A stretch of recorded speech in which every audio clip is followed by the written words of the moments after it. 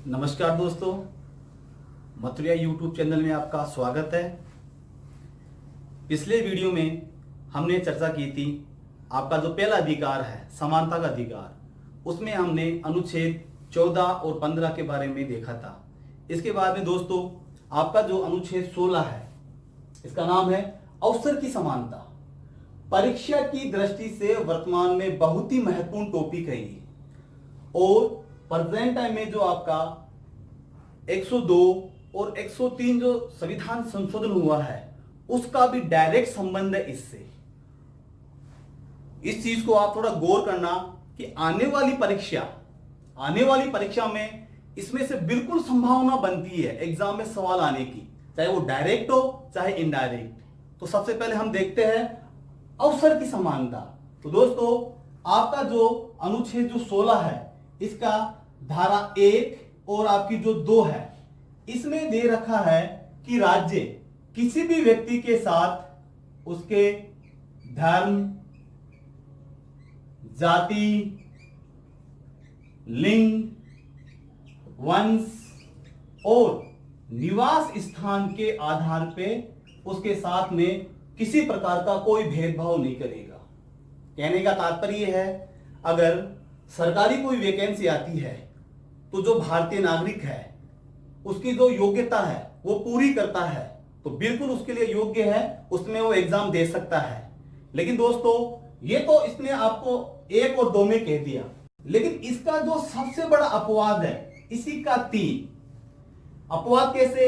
एक तरफ तो राज्य क्या कहता है कि भाई धर्म, जाति, लिंग, वंश और निवास स्थान के आधार पे किसी प्रकार का कोई भेदभाव नहीं किया जाएगा, जबकि थोड़ी देर बाद में इसका जो तीसरा जो पार्ट है, इसमें क्या कहता है कि राज्य क्या कर सकता है, निवास के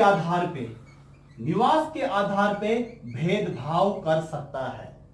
तो आपका अपवाद हो गया ये। अब अपवाद किस तरह से? निवास के आधार पे भेदभाव कैसे होता है तो आपको बताऊं मैं। निवास के आधार पे क्या होता है कि जैसे आपको एग्जांपल दूं, अभी आपका हुआ था 98वां संविधान संशोधन 2012 में। 98वां संविधान संशोधन 2012 में हुआ था और उसमें क्या हुआ था, इसमें आपका अनुच्छेद आपका जोड़ा गया 371 जे। ये नया अनुच्छेद इसमें ऐड किया गया 98वें संविधान संशोधन 2012 के तहत। कौन सा? अनुच्छेद 371 जे।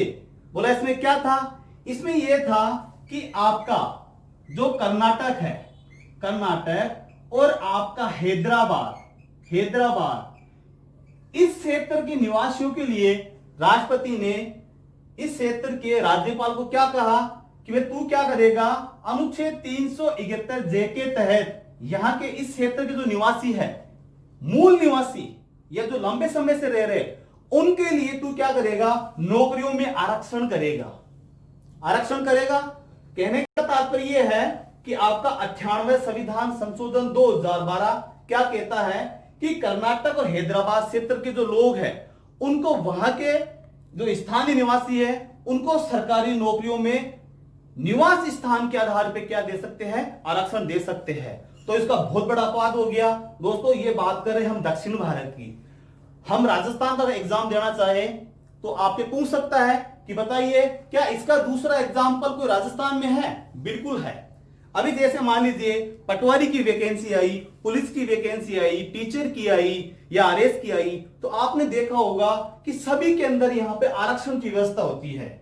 यहां पे एसटी अलग होती है, एससी की होती है, ओबीसी की होती है, एमबीसी की होती है और आपकी ईडब्ल्यूएस की होती है और महिला की होती है।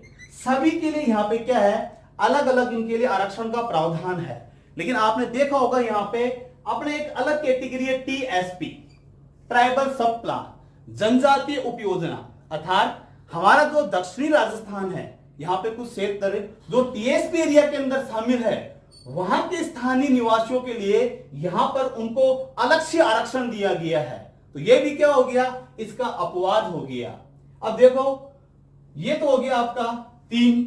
इसमें तो क्या हो गया भाई, निवास के आधार पे बिल्कुल राज्य यहां पे भेदभाव कर सकता है। और ये जो आपका एग्जाम्पल है, इसको ध्यान रखना, इसकी पूरी आने की एग्जाम में संभावना है। इसके बाद में हमारा है अनुच्छेद 16 का भाग 4। इसमें क्या है, इसमें कहा गया है कि सामाजिक और आर्थिक आधार पर राज्य क्या कर सकता है कि सामाजिक और आर्थिक आधार पे जो पिछड़ा वर्ग है, जो आपका पिछड़ा वर्ग है,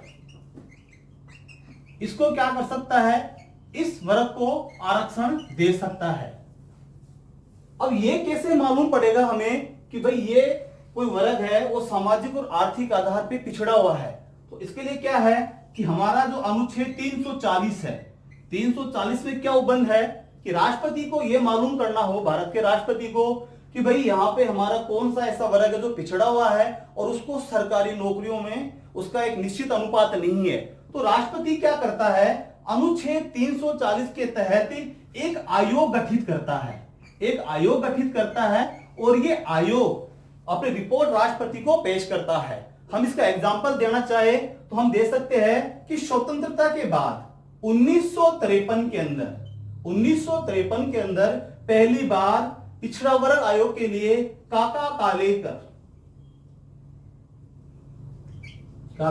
कालेलकर आयोग की स्थापना की गई 1953 में। ये बहुत बार एग्जाम में आया हुआ है कि काका कालेलकर आयोग की स्थापना कब की गई और इसका संबंध किससे हो गया, आपका ओबीसी से आयोग से हो गया। और इसकी स्थापना कब की गई थी, 1953 में। इसने क्या किया, 1954 में अपनी रिपोर्ट पेश की, लेकिन तत्कालीन सरकार ने इस पे ध्यान नहीं दिया। इसके बाद में हुआ आपके 1978 के अंदर, यहां पे भारत में हमारे आ गई यहाँ पे मोरारजी देसाई सरकार। मोरारजी देसाई सरकार ने क्या किया, यहाँ पे उस समय आपके यहाँ पे बनाया बीपी मंडल आयोग। और इसका काम क्या था, वही ऐसा वर्ग भारत का जो सामाजिक और आर्थिक रूप से पिछड़ा हुआ है उसके बारे में रिपोर्ट पेश करना था। तो बीपी मंडल आयोग ने एक साल बाद में ही 1979 को तत्कालीन सरकार को अपनी रिपोर्ट पेश की। लेकिन फिर क्या हुआ, आपने देखा होगा कि 1980 के अंदर वापस हमारे यहाँ पे इंदिरा गांधी सरकार में आ गई और इंदिरा गांधी ने जो आपकी बीपी मंडल जो आयोग की जो रिपोर्ट थी उसको क्या कर दिया, खारिज कर दिया, इसको लागू नहीं किया। लेकिन इसके जस्ट 10 साल बाद में, 10 साल बाद के अंदर हमारे यहाँ पे क्या हुआ, भारत में प्रधानमंत्री बने वीपी सिंह। और वीपी सिंह ने सबसे पहला काम ही ये किया, आते ही 1990 के अंदर उन्होंने क्या किया कि जो आपका बीपी मंडल आयोग की जो सिफारिशें थी, जो सुझाव थे, उनको सबसे पहले भारत में लागू कर दिया। अर्थात यहां पर जो पिछड़ा वर्ग था उसके लिए आरक्षण की व्यवस्था की। अब देखो, बीपी मंडल आयोग की सिफारिशों को इसने लागू कर दिया और लागू करते ही सबसे पहले समस्या पैदा हो गई हमारे किसको, इंदिरा साहनी। तो इन्होंने क्या की कि सुप्रीम कोर्ट के अंदर यहां पे याचिका लगाई। तो दोस्तों ये केस बड़ा प्रसिद्ध है, इंदिरा साहनी वर्सेस भारत सरकार। इन दोनों का मामला था जो सुप्रीम कोर्ट में गया, किसको लेके, बीपी मंडल आयोग की रिपोर्ट को लेके, कि भाई यहाँ पे जो बीपी मंडल आयोग की सिफारिश के अनुसार केंद्र सरकार ने ओबीसी को 27% आरक्षण दे दिया, वो गलत है। तो जब मामला आपके यहाँ पर सुप्रीम कोर्ट में गया तो सुप्रीम कोर्ट ने अपना जो फैसला सुनाया वो एक ऐतिहासिक फैसला था। और उस फैसले में क्या कहा कि यहाँ पे जो 27% जो आरक्षण दिया गया है वो एकदम सही है, गलत नहीं है, बिल्कुल 27% आरक्षण सही है। लेकिन उन्होंने कहा कि साथ में 50% से अधिक यहाँ पे क्या नहीं हो सकता, आरक्षण नहीं हो सकता। 27% आरक्षण सही है, लेकिन 50 से ये अधिक नहीं हो सकता। साथ में बीपी मंडल आयोग की जो रिपोर्ट थी उसके आधार पर यहाँ पे सुप्रीम कोर्ट ने कहा कि ये जो आरक्षण है केवल ये नियुक्ति के अंदर है, केवल और केवल नियुक्ति के लिए है, ये उसके प्रमोशन के लिए नहीं है। तो 27% आरक्षण दे दिया। अब देखो, कई बार हमसे एग्जाम में पूछता है कि बताइए भारत के अंदर जो आरक्षण की स्थिति है कि एसटी को कितना परसेंट है, एससी को कितना है, ओबीसी को कितना है और जो ईडब्ल्यूएस उसको कितना है। तो थोड़ा उसके बारे में हम देखते हैं एक बार। अब हम बात करते हैं कि वर्तमान में हमारे भारत के अंदर किस समुदाय को कितना प्रतिशत आरक्षण प्राप्त है। तो दोस्तों ये तो हो गया आपका राजस्थान, ये हो गया आपका भारत।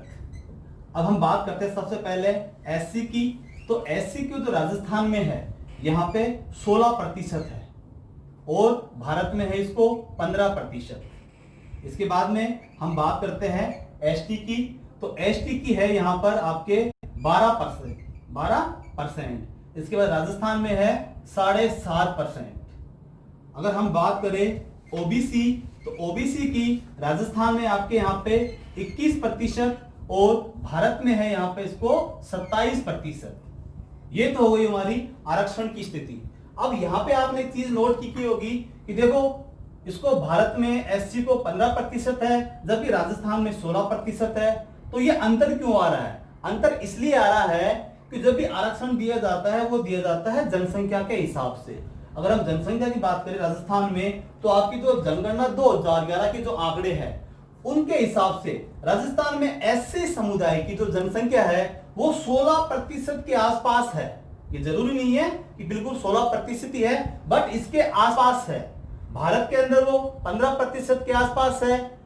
एसटी की बात करें तो एसटी राजस्थान के अंदर 12% के लगभग है और पूरे भारत के अंदर ये 7.5% के लगभग है।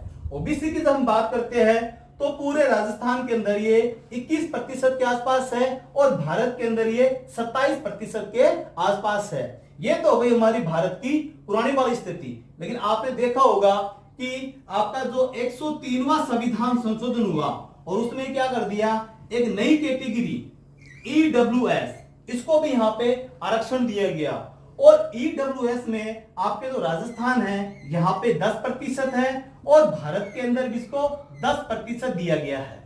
लेकिन राजस्थान की बात करें तो राजस्थान में हमारे एक नई कैटेगरी और है एमबीसी। इसको दिया गया यहाँ पे 5% आरक्षण। अब दोस्तों इसमें से भी सवाल आने की संभावना है। वो संभावना किस तरह से? आपने देखा होगा कि आपका जो ये एमबीसी है, एमबीसी को कभी तो 1% हो जाता है आरक्षण, कभी 5%, फिर 1%, तो बार बार ये अप डाउन होता है। तो क्यों होता है कि देखो आपका क्या कहा था मैंने थोड़ी देर पहले कि संविधान में ये प्रावधान है कि 50% से अधिक क्या नहीं हो सकता, आरक्षण नहीं हो सकता। और राजस्थान के अंदर ऑलरेडी यहाँ पे कितना हो गया, ये 49% हो गया था, तो बचा कितना, 1%। तो यहाँ पे एमबीसी को 1% तो दिया जा सकता है, लेकिन जो ही ये 50 से प्लस होता है कितना हो गया, 54%, तो यहाँ पे दिक्कत है। और आपको पता है दिक्कत है तो यहाँ पे कौन बैठता, अपना उच्चतम न्यायालय। तो उच्चतम न्यायालय क्या करता है, इसको अवैध घोषित कर देता है और वापस कैंसिल कर देता है। ये सबसे बड़ी यहाँ पे समस्या रही है और कई बार इसको लेके हमारे यहाँ पर गुर्जर आंदोलन भी हुए है। और गुर्जर आंदोलन क्या कहता है कि भाई हमारा जो आरक्षण है 5% आरक्षण है, इसको फिक्स कर दो। अब फिक्स कैसे करे, देखो फिक्स कैसे करे, गुर्जर आरक्षण में बार बार मामला उठाया गया और एग्जांपल देता हमारे यहाँ पे वो तमिलनाडु का कि भाई तमिलनाडु के अंदर क्या कर रखा है, यहाँ पे 69% क्या कर रखा है, यहाँ पे आरक्षण दे रखा है। बोला हमारा तो केवल 54% ही आ रहा है, जबकि तमिलनाडु के अंदर क्या कर रखा है, 69% दे रखा है। तो बोला दिक्कत क्या है दोस्तों, दिक्कत है इसके अंदर। तमिलनाडु के अंदर जब यहाँ पे आरक्षण दिया गया तो इसके लिए आपके यहाँ पे 76वां संविधान संशोधन किया गया 1994 के अंदर। मतलब तमिलनाडु में जो आपका 69% जो आरक्षण दिया गया वो 76वां संविधान संशोधन 1994 के तहत इसको दिया गया, संशोधन किया गया संविधान इसके लिए। और इसको क्या कर दिया, इसको बाद में आपके 9वीं अनुसूची में इसको जोड़ दिया गया। और आपको एक विशेष चीज ध्यान रखने की है, वैसे जब हम अनुसूचियां पढ़ेंगे तब आपको बताएंगे कि 9वीं अनुसूची क्या है। अभी आप इतनी थोड़ी जानकारी ले लो कि 9वीं अनुसूची के अंदर जो मामला है, जो चीज इसमें डाल दी गई, उसके लिए न्यायालय के अंदर याचिका लगा दो, लेकिन वहां पे क्या समीक्षा नहीं की जा सकती। क्यों नहीं की जा सकती? क्योंकि एक बार आपके सुप्रीम कोर्ट ने इसके मामले में निर्णय दिया है कि आपका जो केशवानंद भारती जो मामला आया था, केशवानंद भारती मामला वर्सेस आपका केरल सरकार, इसके मामले में सुप्रीम कोर्ट ने क्या निर्णय दिया था कि देखो 9वीं अनुसूची जो है उसकी तो पहली बात तो क्या नहीं हो सकती, न्यायिक समीक्षा नहीं हो सकती। न्यायिक समीक्षा नहीं हो सकती, लेकिन न्यायिक समीक्षा कब, आपका जब 24 अप्रैल 1973 का पुराना जो मामला है उसमें तो बिल्कुल भी नहीं हो सकती। मतलब आपका जो केशवानंद भारती मामला है उसमें सर्वोच्च न्यायालय ने क्या फैसला दिया कि 24 अप्रैल 1973 के पहले का कोई मामला है, नवीं अनुसूची के अंदर है, तो उसके अंदर तो बिल्कुल भी न्यायिक समीक्षा नहीं हो सकती, लेकिन इसके बाद वाले मामले में जरूर हो सकती है, वो भी विशेष परिस्थितियों के अंदर। अब देखो, अभी मैंने आपको क्या कहा थोड़ी देर पहले कि यहां पे आपका जो एक न्यायिक रिपोर्ट आई थी मंडल आयोग की, उसमें सुप्रीम कोर्ट ने क्या कहा था, भाई विशेष परिस्थितियों के अंदर 50% से अधिक आरक्षण दिया जा सकता है। तो तमिलनाडु की जो विशेष परिस्थिति थी उसके लिए वहां पे 69% आरक्षण जरूरी था, और इसीलिए क्या उनको आरक्षण दिया गया, संविधान संशोधन किया गया और उसको नवीं अनुसूची में डाला गया। लेकिन राजस्थान के अंदर यहां पे जो आपका आरक्षण है एमबीसी वाला, इसको नवीं अनुसूची में शामिल नहीं किया गया। इसीलिए क्या करते हैं, इसको बार बार निरस्त करते हैं, फिर लागू करते हैं, फिर निरस्त करते हैं, और यह प्रक्रिया चलती रहती है। तो जब तक आपका ये एमबीसी वाला मामला है नवीं अनुसूची में शामिल नहीं होगा, तब तक इसका समाधान नहीं होना है। इसके बाद में हमारा नेक्स्ट अनुच्छेद अस्पृश्यता का अंत, अस्पृश्यता या छुआछूत। भारत के अंदर प्राचीन काल से एक बहुत बड़ी समस्या थी, जिसका भारतीय संविधान में आपका जो पहला अधिकार है उसमें अनुच्छेद 17 के तहत इसका क्या कर दिया, अंत कर दिया। और इसका जो अंतिम है वो है आपका उपाधियों का अंत। ये है आपका अनुच्छेद 18 के अंदर। इसमें क्या कर दिया कि केवल शैक्षणिक और जो सैन्य उपाधियां है वही वैलिड होगी, बाकी जो अंग्रेजों के टाइम से जो सम्मान में मिलती थी उन सब का यहाँ पे बिल्कुल अंत कर दिया। तो दोस्तों ये आपका हो गया संविधान मूल अधिकार का आपका पहला अधिकार, समानता का अधिकार। मतलब अनुच्छेद 12 से स्टार्ट किया हमने, 18 पे इसका एंड कर दिया। और ये आपका कहां से है, 14 से है। भाई 12-13 में तो क्या है, 12-13 में परिभाषा न्यायिक पुनरावलोकन, और 14 से लेके 18 तक क्या हो गया आपका ये पहला अधिकार कंप्लीट हो गया। जैसा कि मैंने देखा दोस्तों, हमारा जो पहला जो वीडियो आया था, इसका जो पहला पार्ट आया था, उसमें हम आप लोगों के कमेंट भी पढ़ रहे हैं और बहुत अच्छा लग रहा है कि आप हमें अच्छे कमेंट कर रहे हो। और कई बच्चे कह भी रहे हैं कि सर कोचिंग वापस कब स्टार्ट होगी। तो दोस्तों इसका तो अभी हम क्या बताएं, ये तो प्रशासन पे डिपेंड है और दूसरा इस महामारी पे। लेकिन जो ही इस महामारी पे हम विजय हासिल करेंगे तो उसके जस्ट बाद में हम वापस अपनी कोचिंग स्टार्ट कर रहे हैं। Thank you.